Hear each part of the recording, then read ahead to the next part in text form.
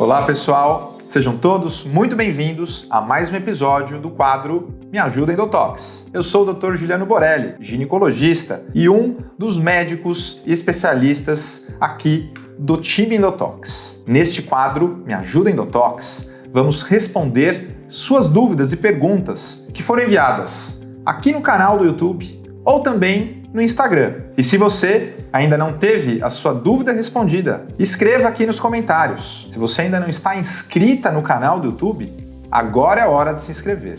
E a primeira pergunta de hoje é da Aline. Ela diz o seguinte: Oi doutores, estou amando os conteúdos. A minha endometriose está atingindo o nervo ciático e eu sinto dores quando eu estou ovulando. E são dores que saem do sacro e se estendem pela perna esquerda. Isso é comum? É caso cirúrgico?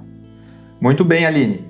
Essa é uma pergunta muito importante e que com certeza gera angústia e dúvida para muitas mulheres. Todos conhecem a famosa dor no ciático. Essa dor que começa na região muitas vezes glútea e se estende pela perna, principalmente pela sua face posterior e lateral, normalmente de um dos lados dos membros inferiores. E de fato, a endometriose pode atingir o nervo ciático. Mas já respondendo a primeira parte da sua pergunta, isso não é tão comum. Esse tipo de endometriose é considerada bastante rara, quando de fato a lesão de endometriose atinge o nervo ciático. Você disse que já tem esse diagnóstico, então provavelmente algum exame de imagem já confirmou que existe lesão atingindo a região do nervo ciático. Nestes casos, sem dúvida, os sintomas são muito importantes. Os pacientes costumam ter muita dor com essa referência de irradiação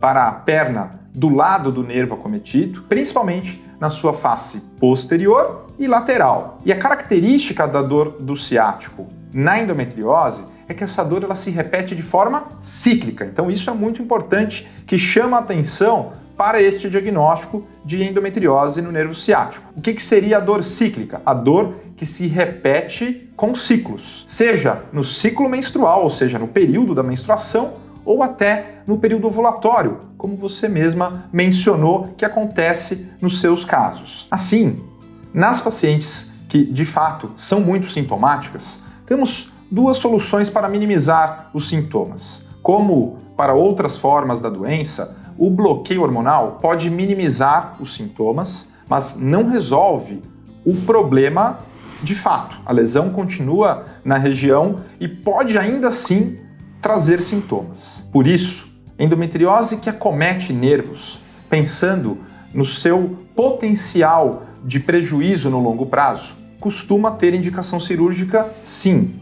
A cirurgia é uma cirurgia considerada de maior complexidade que outras cirurgias de endometriose em outras regiões, por ser uma área muito delicada que tem um acesso mais difícil, mas com as técnicas de cirurgia minimamente invasiva, com os avanços tanto da laparoscopia como principalmente da cirurgia robótica, a cirurgia é factível e é segura, com equipes que estão habituadas e treinadas para esse tipo de situação. A próxima pergunta é da Márcia. Tenho muita dor lombar e tenho endometriose. Essa dor lombar pode ser da endometriose? Ela vem principalmente quando vou dormir. Fico sem posição.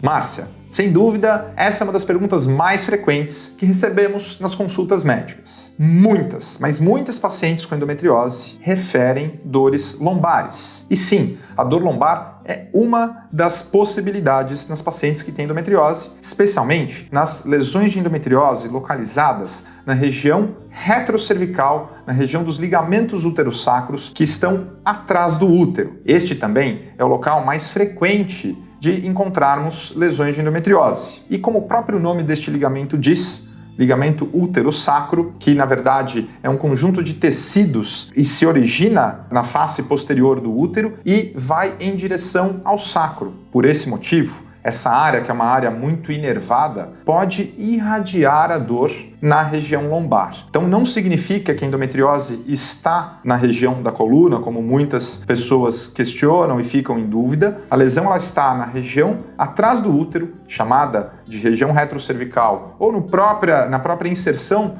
desses ligamentos uterossacros e a dor ela pode ser refletida à distância na região lombar. Com o tratamento adequado, esses sintomas tendem a melhorar. É muito importante afastarmos outras causas de dor lombar, pois podemos ter mais de uma causa concomitante. Então, problemas ortopédicos e de coluna também devem ser investigados.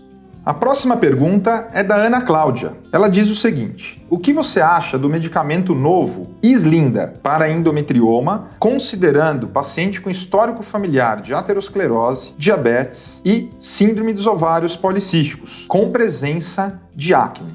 Ana Cláudia, muito interessante essa pergunta e muito apropriada. Muito bem, nestes casos, sabemos que alguns tratamentos hormonais podem piorar estes aspectos da pele, com aumento de pelos, piora da acne, e isso, para quem já tem estas situações causadas pela síndrome dos ovários policísticos, deve ser, obviamente, individualizada na hora de escolhermos o anticoncepcional ou o tratamento hormonal mais adequado. Este novo medicamento Islinda, ele é mais uma alternativa que temos hoje à base de progestágeno isolado. São poucas as opções que temos no mercado de progestágenos sem o estrogênio associado. E o Islinda veio para somar esta linha de medicamentos. Ele contém um progestagênio chamado drospirenona, que já está presente em diversos anticoncepcionais mais antigos, como o Yas, o Yasmin, que já são muito conhecidos, o Yumi, utilizados por muitas adolescentes, inclusive, por terem alguns benefícios. E o benefício é justamente desta progesterona chamada drospirenona. E no caso da presença de SOP e acne, a drospirenona é uma excelente indicação, porque ela tende a melhorar bastante estes aspectos da pele. Além disso, para o controle do endometrioma, também vai funcionar muito bem, porque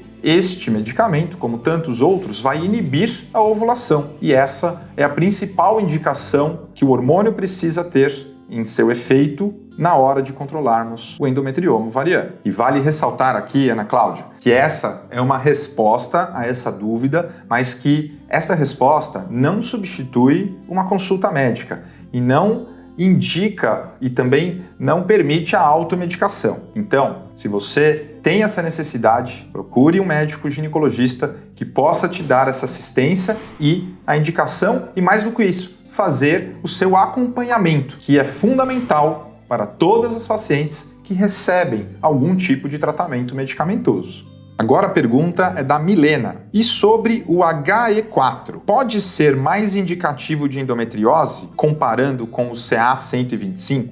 Muito bem, Milena. Primeiro, vamos deixar claro para toda a nossa audiência que estes termos estão relacionados a alguns marcadores sanguíneos que são utilizados para auxiliar no diagnóstico de algumas doenças. O CA125, talvez um pouco mais conhecido de todas as pacientes que já tiveram a suspeita ou mesmo o diagnóstico de endometriose, porque há muitos anos vem sendo utilizado com essa finalidade, apesar de já termos discutido aqui neste quadro, em outras perguntas, que ele não é um marcador específico para endometriose. O CA125 ele pode estar aumentado em diversas outras doenças e na endometriose, inclusive. Mas vale ressaltar que, no caso do CA125, só 30% das pacientes que têm endometriose terão o CA125 alterado. E talvez por isso você traga essa pergunta deste outro marcador mais recente, digamos assim, em questão de tempo e de uso na prática clínica, se ele é melhor ou mais indicativo da endometriose quando comparado com o CA125. E, na verdade, não temos como trazer esta afirmação. O HE4 ele tem sido muito utilizado em conjunto com o CA125 para tirar algumas dúvidas na presença de tumores ovarianos, especialmente, para tentar trazer a possibilidade de estarmos diante de uma situação de neoplasia maligna. Então, ambos marcadores são muito mais sensíveis nos casos de câncer e não de endometriose. E na prática clínica, não temos utilizado o HE4 como um exame para auxiliar no diagnóstico de endometriose. Até hoje, já foram centenas de marcadores sanguíneos que foram testados para auxiliar no diagnóstico de endometriose. E, infelizmente, ainda não temos nenhum marcador que se mostrou bom o suficiente para utilizarmos em nossa prática clínica. O diagnóstico ainda é clínico, dependente do exame físico, de uma boa anamnese, entendendo os principais sintomas e confirmando com os exames de imagem. E se você está gostando deste quadro e gostou desse episódio, deixe o like, compartilhe, porque muitas pessoas podem se interessar pelos mesmos assuntos debatidos aqui.